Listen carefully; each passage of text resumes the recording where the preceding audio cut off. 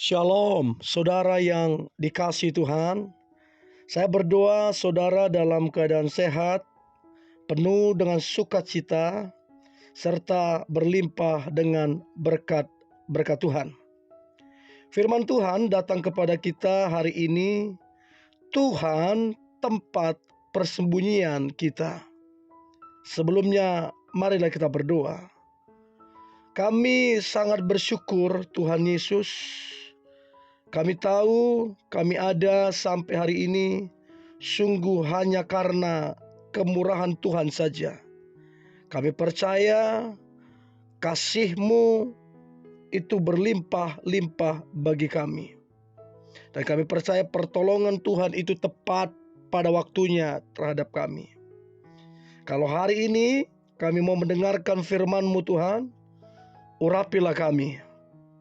Agar kami mengerti apa yang menjadi keinginan Tuhan. Bahkan kami menjadi pelaku firman-Mu. Kami sangat percaya hidup kami pasti diberkati dan menjadi berkat. Di dalam nama Tuhan Yesus, kami dengarkan firman-Mu. Haleluya. Amin. Mazmur 46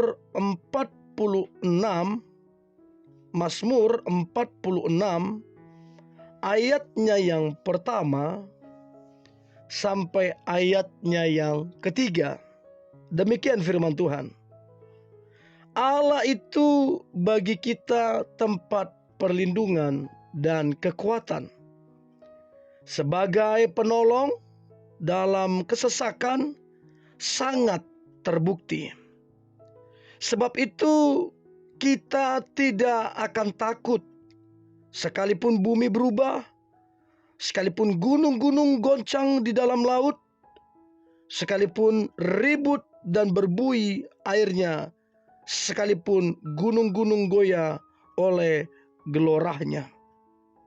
Saudara, Allah itu tempat perlindungan dan kekuatan. Firman Tuhan katakan demikian.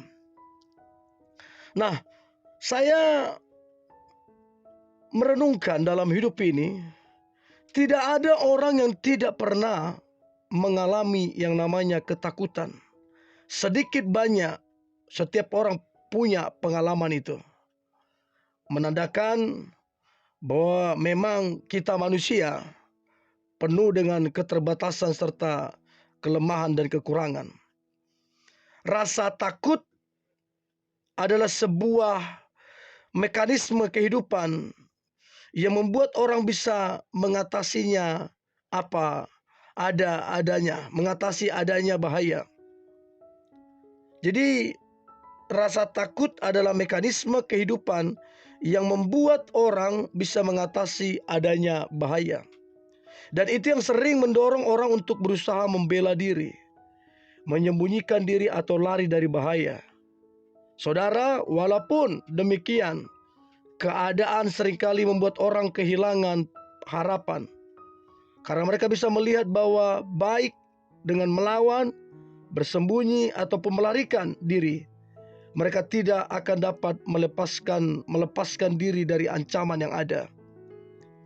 Nah, sejarah mencatat bahwa pengalaman manusia dalam menghadapi bahaya besar, contoh adanya kebakaran hutan di Eropa ataupun di Amerika, menunjukkan adanya orang-orang yang berani dengan mati-matian mempertahankan rumahnya dari serangan api.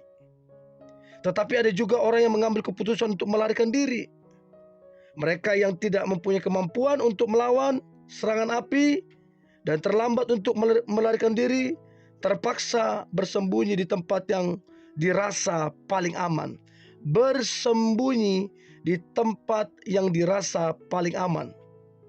Namun tragisnya, kebakaran yang sedemikian besarnya itu tidak memandang bulu, dan orang yang bagaimanapun bisa menjadi korbannya. Nah, bagaimana jika kita, saudara, diperhadapkan kepada bahaya yang besar di dalam perjalanan kehidupan kita, dan kita harus bisa menilai bagaimana diri kita, bagaimana masalah yang ada. Kita terbatas, kita bisa melakukan kesalahan. Nah, bagaimana jika kita menghadapi bahaya besar? Bagaimana perasaan kita jika melihat adanya banyak orang yang menjadi korban? Mungkin kita juga mengalami hal yang serupa ketika COVID-19. Jika kita tidak mempunyai harapan apapun untuk bisa menghindari hal itu, mungkin kita terpaksa untuk hidup dan bekerja seperti biasa, tetapi dengan lebih berhati-hati dan menjaga diri. Saudara, bagaimanapun jika kita tidak yakin bahwa kita bisa menjaga diri sepenuhnya, mungkin kita memutuskan untuk sebisa mungkin tinggal di rumah dan tidak kemana-mana. Tetapi ini pun belum tentu 100% betul-betul aman. Karena setiap orang tentunya perlu membeli bahan makanan dan sebagainya. Nah, dalam Mazmur 19 adalah bab yang terpanjang dari Alkitab karena mempunyai 176 ayat. Penulis Mazmur ini kurang diketahui, tetapi diduga bisa Esra, bisa Daud, bahkan bisa Daniel. Tapi yang jelas adalah penulisnya mengalami penderitaan atau masalah yang besar. Seluruh ayat yang ada menunjukkan pergulatan jasmani maupun rohani yang dialaminya. Walaupun demikian, dalam setiap kesempatan si penulis menyatakan kerinduan dan pujian kepada Tuhan yang menjadi sumber pengharapannya. Ia juga menyatakan bahwa di dalam Tuhan ia bisa menemukan tempat persembunyian dan perlindungan. Mazmur 119 ayat yang 114. Engkaulah persembunyianku dan perisaiku. Aku berharap kepada firman-Mu. Jadi Mazmur 119 menunjukkan perbedaan antara orang yang memiliki Tuhan, orang yang bersama dengan Tuhan, dengan orang yang tidak mengenal Tuhan dalam menghadapi berbagai macam persoalan kehidupan. Adanya Tuhan dalam hidup kita akan membuat perspektif kita itu berubah drastis. Untuk itu, betapa beruntunglah orang yang mengalami masalah tetapi masih mempunyai pengharapan. Namun betapa malanglah orang yang mengalami penderitaan dan tidak mendapat penghiburan. Jadi saudara yang dikasihi Tuhan, orang percaya Tuhan adalah tempat perlindungan dan kekuatannya. Sebagai penolong dalam kesesakan sangatlah terbukti. Nah, saudara yang dikasihi Tuhan, hari ini adakah rasa takut? Adakah rasa khawatir dalam diri Anda? Atau adakah masalah yang begitu pelik, yang begitu besar, yang seakan tidak akan dapat atasi ataupun hindari? Saudara, kabar baiknya adalah Tuhan yang memiliki kita, Tuhan yang berdaulat, Tuhan yang maha kuasa dan yang maha kasih.